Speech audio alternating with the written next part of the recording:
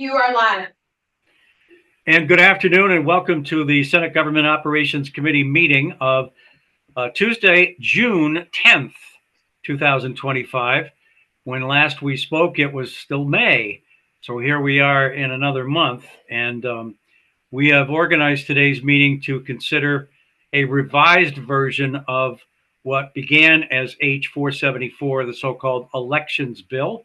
This is one that this committee worked on a long time, probably 8 weeks, if not longer.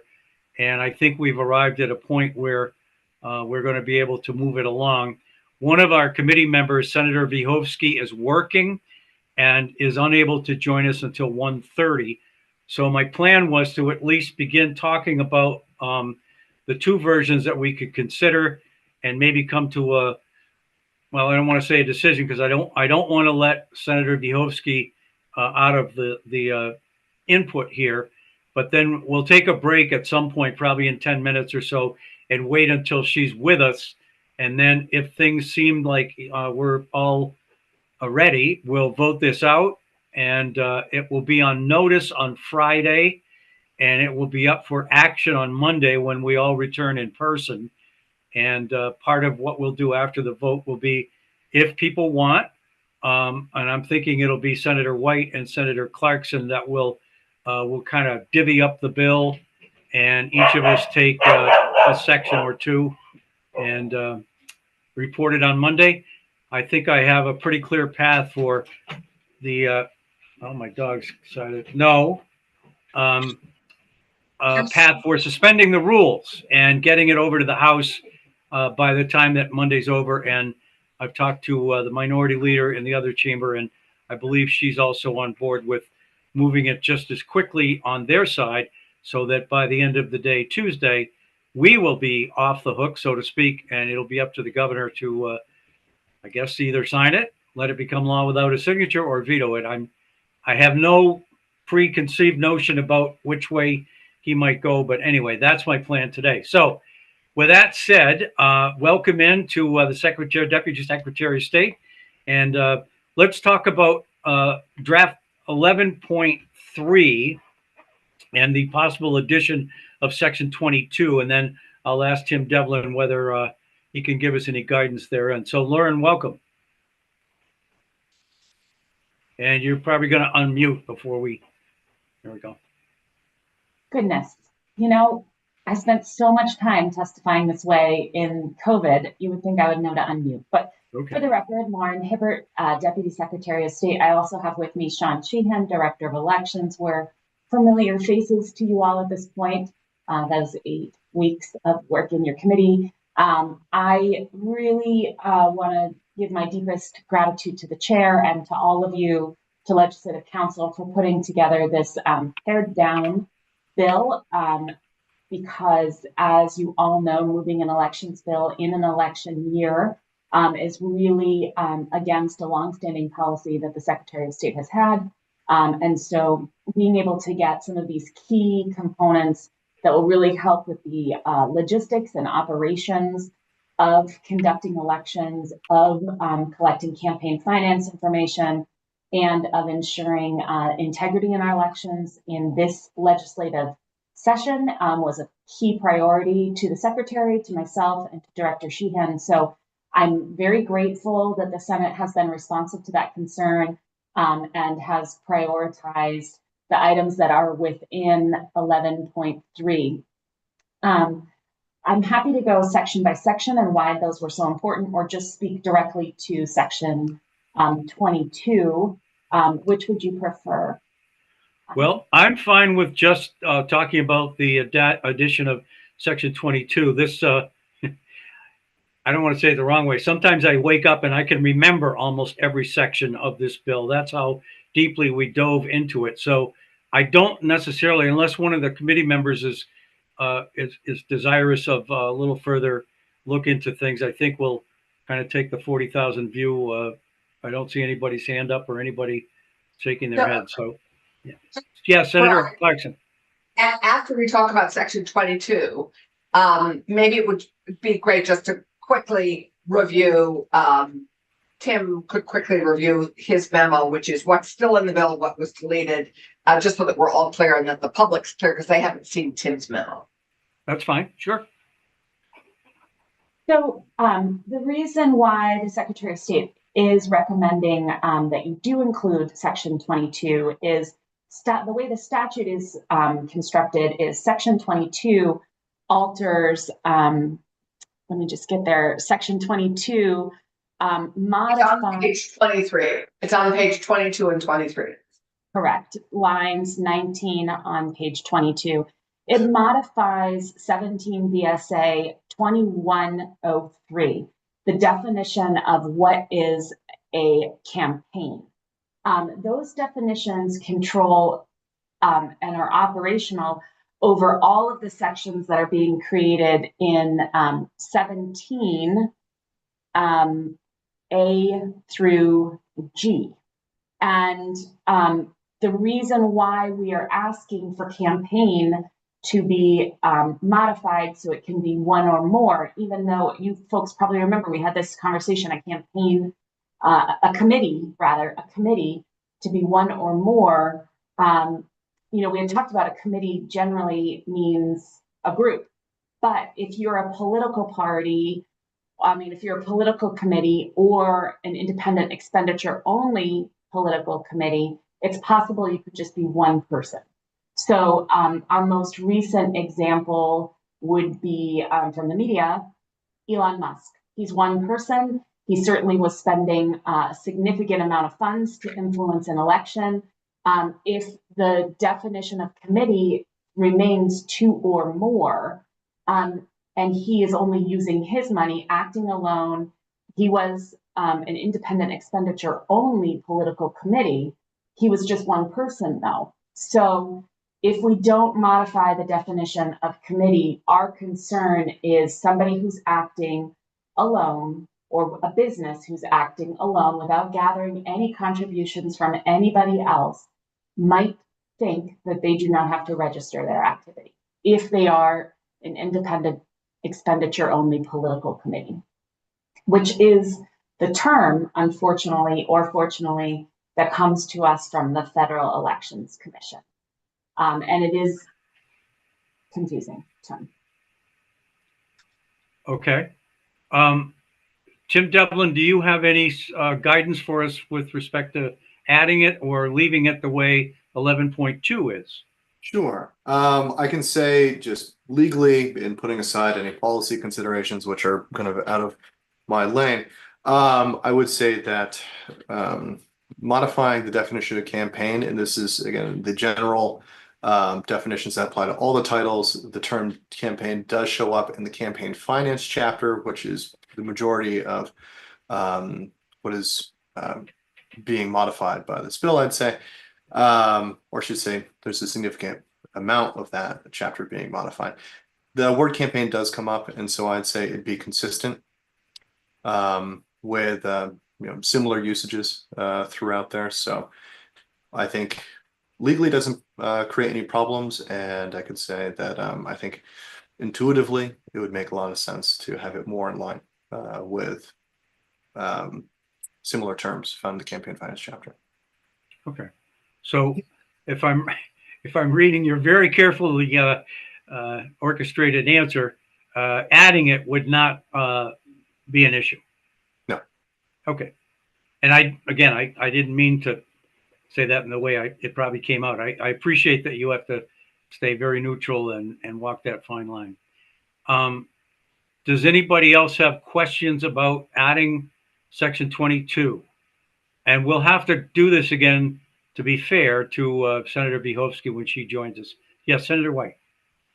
Thank you, Chair Collimore. I would just say I appreciate the comments from both the Deputy Secretary and our Legislative Council. I am in favor of this addition. And I guess in a way, I kind of thought that we were accomplishing this in other sections, but if I'm understanding the concept correctly, this is making sure that the ultra wealthy in some regard don't have different standards if they're acting as an individual in a campaign setting versus if they're acting with multiple individuals to financially support a candidate or a proposition. So I'm in favor of that because I think it will bolster transparency and limit undue influence in elections.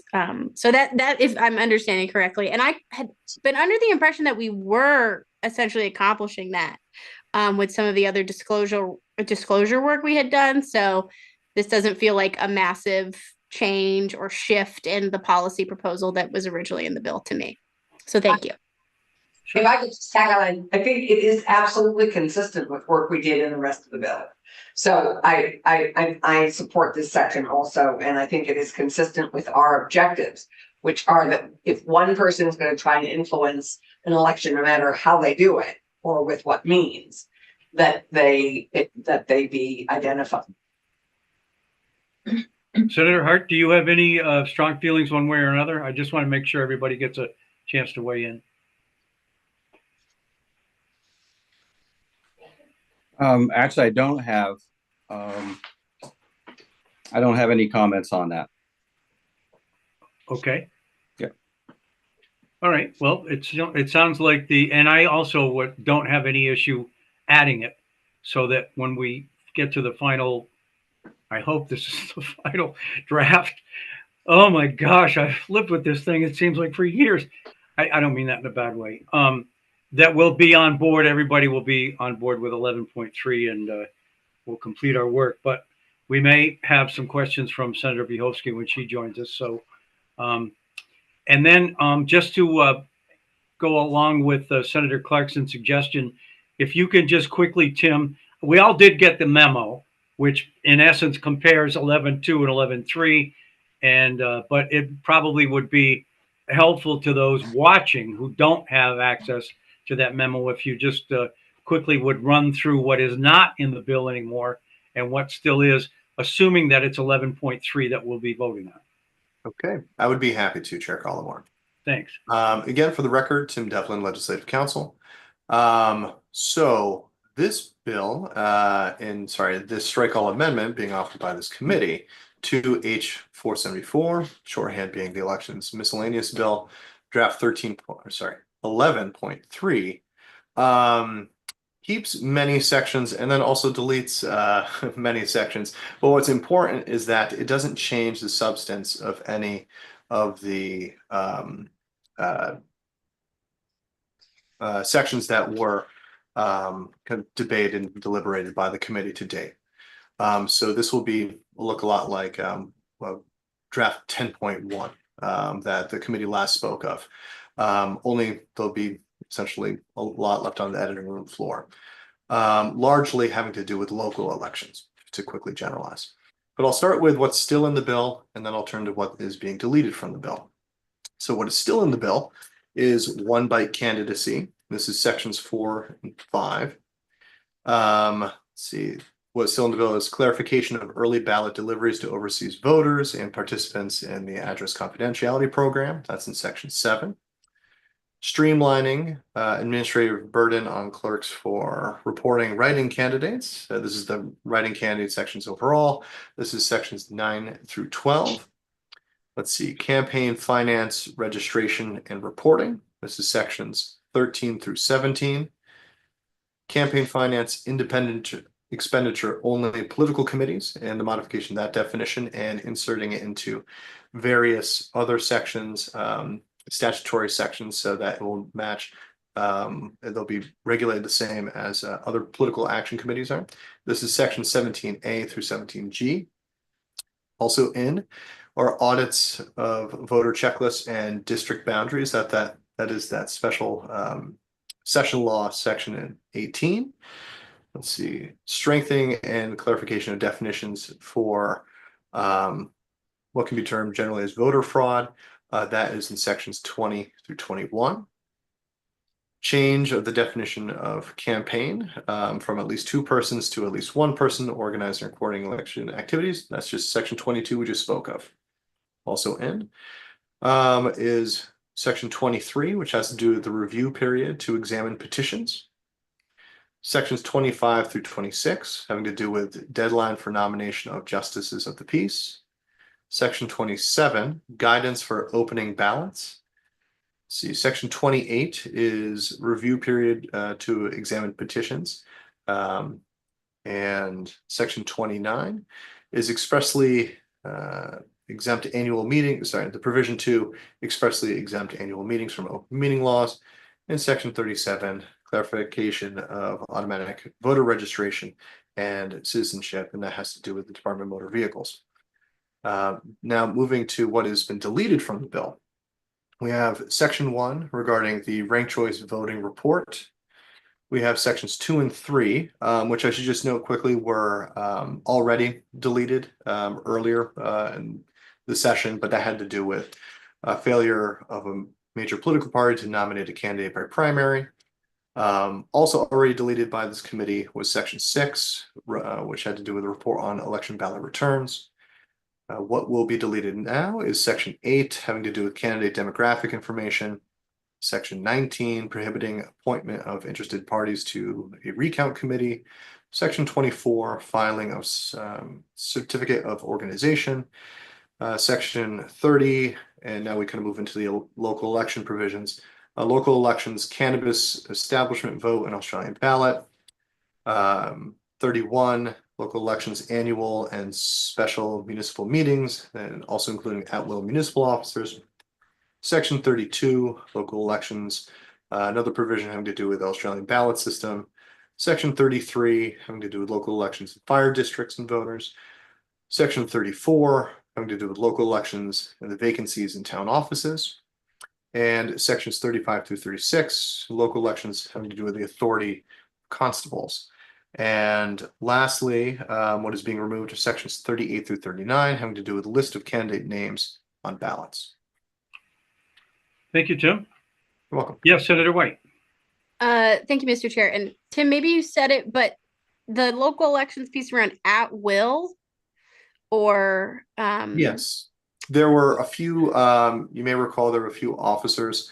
I think it was oh, geez. It was like not treasurer, it was like the auditor. Right, there was 3 that were called. I have to pull up the old version to kind of jog my memory here. Essentially, the committee, they were the draft as it came over from the House would have established a 1-year term, and so this committee opted to insert a provision that would say that those officers can be removed at will versus having basically the protection of having to be able to serve out that year term. So that section is being removed. Okay.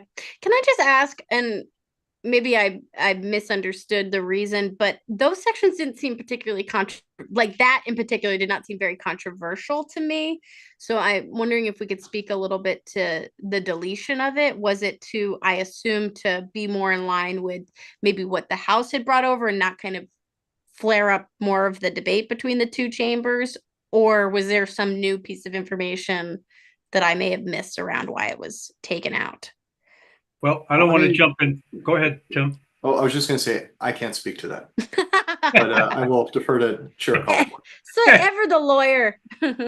He's good. He's very good. Let me just sort of, and this may come up on the floor, I don't know, but we got to Friday, May 30th, and it was clear that we weren't going to be able to deal with this before we went home. It wasn't clear when we were going home at the time. So what I did was I contacted the Deputy Secretary of State, and I think the Secretary of State was actually standing with me outside that Friday as we kind of waited for our next, convene and wait, convene and wait, convene and wait sort of thing. And I said to her, maybe the both, if you could give me, and I used 5 or 6 absolute must-have provisions in the bill, there's probably a way that we could deal with that when we come back in the veto session, or certainly if we couldn't do it then, we could take it up again in January. So I was the, if you will, the person that suggested that this might be a way forward. So Lauren, to her credit, went back and looked at the bill, and I'm sure swallowed hard in some cases, but came up with at least and it turned out to be a little bit more than 4 or 5, but some of them were related because once you change one section, the next 3 of them kind of get affected. So their topics are still 5 or 6 deep, but the sections kind of like all go together and you have to consider all of them. So it was at her urging that I did this. And the reason I did was, and this I'll be glad to explain on the floor. And obviously if the Senate wants to change something on the floor, they can. It will probably delay the process to some extent, but I wanted to be able to present a bill on Monday that everybody could say, okay, I get it. I understand that.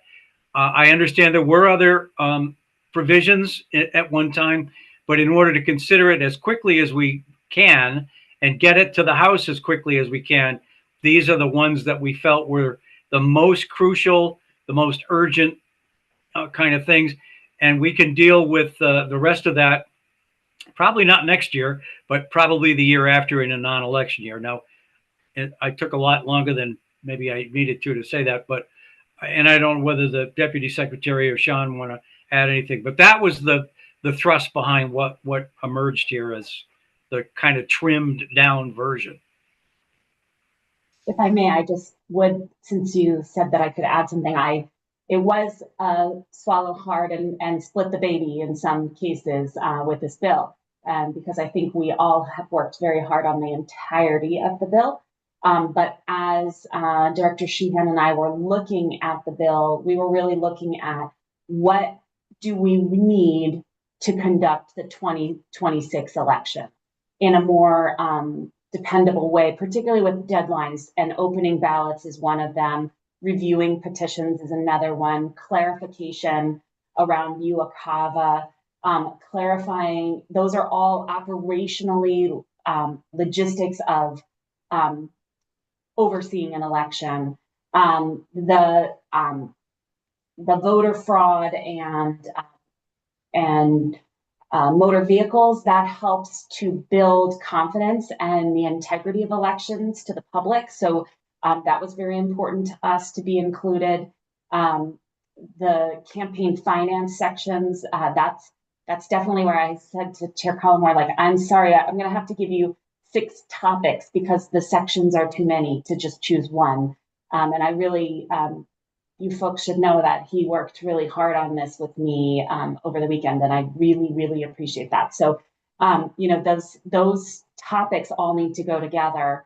Those sections all need to go together in that one topic. And I'm grateful that the campaign finance section is in this bill because we are actively getting questions around this, particularly around the independent expenditure political committees. So, and the changes within this really clarify what they can do. Appreciate that. The other piece that was important to us was the candidates all filing within our campaign finance system and having to affirmatively disclose their spending or affirmatively attest that they are not spending, because that is something that we also hear a lot of complaints about. So the sections that are in this bill that we strongly recommended were those 6 topics. There were some others that were easy, good clarifications. An example of that is annual meeting, not having to follow the open meeting law. That was something that was completely not controversial. It is something that our office is asked all the time. It's something that municipal attorneys are asked all the time. And it's something that towns are being asked all the time. So providing that clarification, I think just will lead to smoother government operations within our state. So I'm grateful that that's included, but that was not a priority per se for the Secretary of State's office. And I think because Chair Collmore asked me what the Secretary of State's priorities were, I think for the most part, those are what are reflected in this current version of the bill. Yes, Senator White. Thank you, Chair Collmore. I appreciate that explanation, and I think it's smart strategically for us to do the most time-sensitive, logistically beneficial to our elections pieces of work now.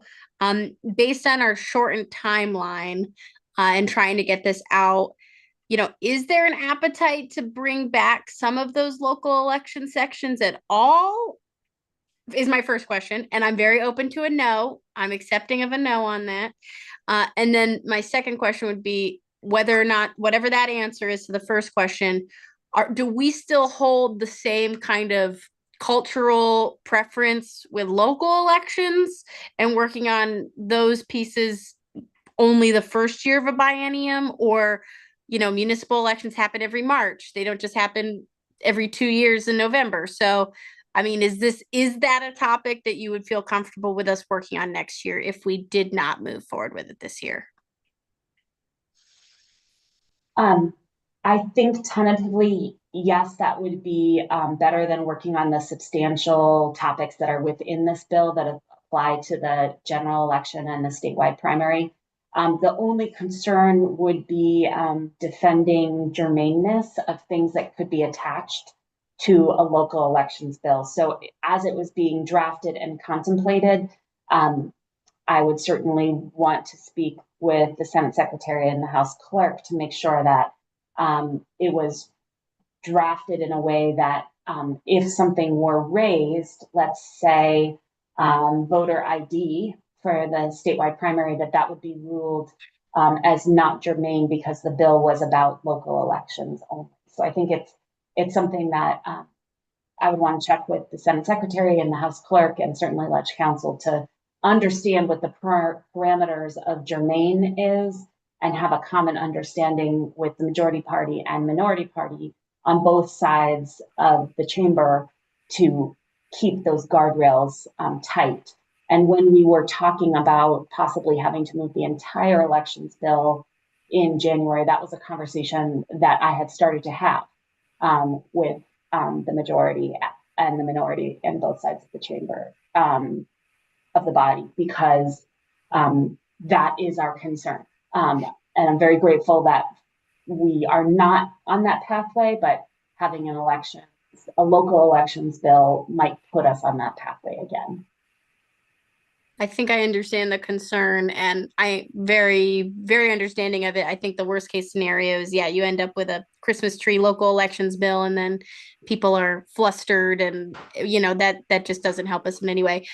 So I guess my final question would be, and I'm comfortable with the no working on it now, and even like the open door, not yet closed idea on if we work on it next year. And apologies, my husband's going on a camping trip, so all of his boys have just arrived to go to the camping trip. So if you hear background noise, my apologies. And Senator Vyhovsky's here. So we did have some charter sections in this bill. I think we had lumped in at one point some of the charters, or am I confusing the auditor piece? So there are no charters that were missing or attached to this bill. I don't think so, Becca. Okay. We have, Thank you. There's a lot of local elections, a lot of constable, a lot of our, constable ever revisiting the constables, vacancies of town office, things that we aren't dealing with. That were in the bill, but I don't see any charter stuff.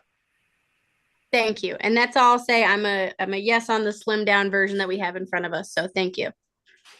Attorney Devlin. I just did a quick search of the bill. There's only really one reference to charters, and that's 24 VSA 2645. Anybody who has happens to have version 10 up, that begins on page 32. This has to do with notice of public hearings for annual or special meetings. Right, but that's local, yeah. Right, and so it's local, and really it just says, it would have added language that said, notice of each public hearing shall be given 10 days preceding the hearing and in the same elections as a manner as required by section 2641 of this chapter. So it's, any mention of charter changes is not robust by any means. It doesn't incorporate any specific charter changes, just generalized Title 24 statutory sections. So I do want to welcome in Senator Vyhovsky, and I really do appreciate your rearranging your day for us. We're looking at 11.3, which has been posted on our website. It's a very short, I want to say 1 or 2 sentence long section, which in our view, I think provides clarity as to what a campaign is. And it redefines it as having to do with even as few as one person being able to satisfy that definition. So I think it's going to be okay to put that in. It was in the original bill. We just, and again, for your benefit, Senator Vyhovsky, we, on the 30th of May, the Deputy Secretary of State and I, along with the Secretary of State, kind of huddled and said, it's obvious that we're not going to get this bill moved this session, at least today. This was Friday, the day we were going to go home. So I suggested that, to the best of their ability, they come up with 5 or 6 topics of absolute must-have provisions so that they would be able to run a successful, fair, and impartial election in 2026, and put those into a bill, if you will, so that we could get that out and take it up during the veto session and not have to wait until January. So this is the result of that.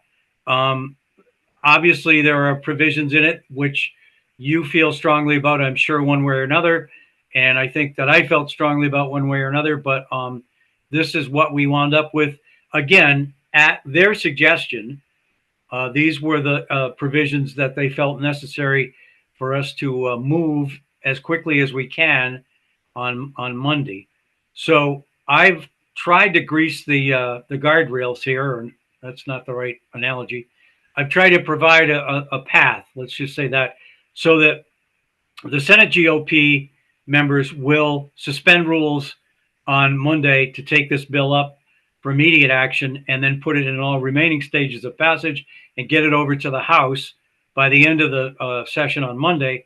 And the House, I believe, is in a similar position to do the same thing on Tuesday, so that by the time the legislature does adjourn on Tuesday, this has been passed by both chambers and will be on the way to the governor. So that's the rationale for trimming this back as much as possible, is that we're in a bit of a time-sensitive area.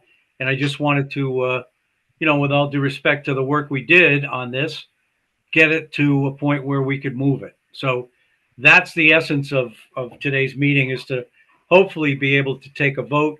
I realize that the section that you are most concerned with is still in it, and it will probably result in a vote not to pass it, but that's okay. I wanted to make sure that every single person had a way to weigh in and to try to convince the others on the committee and on the floor, if necessary, on Monday, that they wanted something changed in the bill. So I don't know if you've had a chance to review it or not, but I guess that was a long way of saying welcome. Thank you. I did get a chance to review it, and you're right. The piece of the bill that I can't vote for is still in the bill and certainly doesn't seem essential to me. I did want to just ask Attorney Devlin, just because, so the Secretary of State's for the write-in candidates had brought us that flow chart, and this language in this bill represents that flow chart of when things are counted and when they are not. Yes? Yes, those sections are preserved. Okay. I just wasn't sure if it had been changed at all, and it's been a while since we've talked about it. No, none of the sections that remain, or really any that were dropped either, have been modified in any way since the committee last met and reviewed, was it drafts 9, and then we created draft 10 to correct a typographical error. Great. Okay. Does anyone have anything else to add to, not to the bill? I hope we hit the brakes on this, and we're maybe not 100% happy with it, but at least it's going to be something that we can move to. It'll be on notice on Friday and up for action on Monday if we do what I think we're able to do. The good news is that Senator Clarkson is in the State House, so after we take a vote, because I wasn't sure how we were going to be able to actually, I would have driven up there with the paper to just present it to the Secretary of the Senate. But Allison is there, so she can do the legwork. She has the original bill and also what will now be 11.3, and she'll take them up. And so if no one has anything else, and please, if you do, this is the time to speak up. Yes, Senator White. Thank you, Chair Collmore. So Senator Clarkson is the main reporter of the bill, but I will also be. No, I'm not the main reporter of the bill. No, it's a committee bill, so I will take the lead on it if you want, but I would very much appreciate, since it I think now has 29 sections instead of 40, some help therein with both you, Senator White, and Senator Clarkson. But you can put it down as Senator Collmore would be the reporter, and we'll just yield to each other as we walk through it. And you know, if it's been posted, if the other senators, it isn't like there's a lot on the calendar. So guess what? They'll probably have more of a chance to read it because there isn't, 15 other bills. So hopefully that will reduce the amount of questioning that might take place on the floor. If it does, we should all be able to and ready to stand up and defend what we did here. But I think it's a slimmed down version, and I'm very hopeful we can move it on Monday, and then our hands are clean, and we'll leave it to Representative Byrong's equally talented committee on the other side to move it there, and then be done with this on late Tuesday afternoon. Okay. Well, thank you very much for that explanation. I will plan to see an email or some kind of correspondence on the sections that we should take over, and you'll probably have a yield to the senator from Windsor, from the senator from Rutland, either direction. So thank you. Okay. Yeah, we can certainly talk about which sections as we. So maybe Brian and Becca, the three of us, could chat either later tonight or tomorrow on who wants to do what sections. And I would hope we would get Tim and Lauren and Sean maybe to help on the section by section. Absolutely. And Senator, Senator Hart, I didn't mean to leave you out. If you have a desire to be included, we can divide it by 4 instead of 3. That's totally up to you, Mr. Chair. Totally up to you.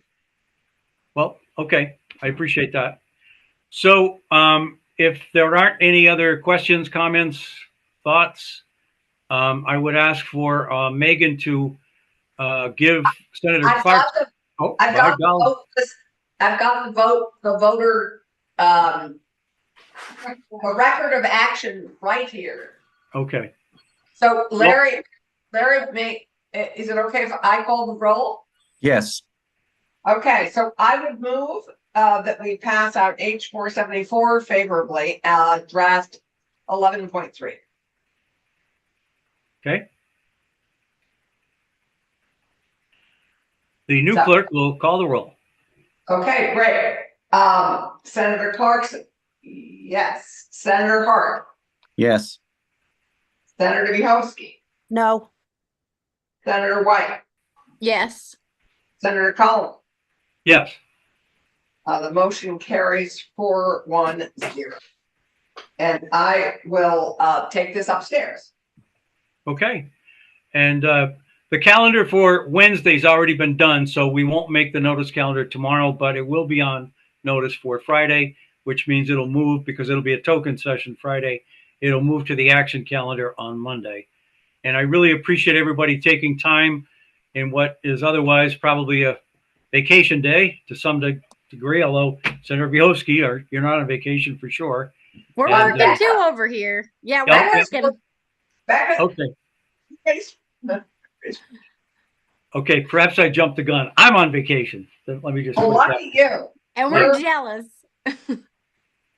Okay. Does anybody have anything else for the committee?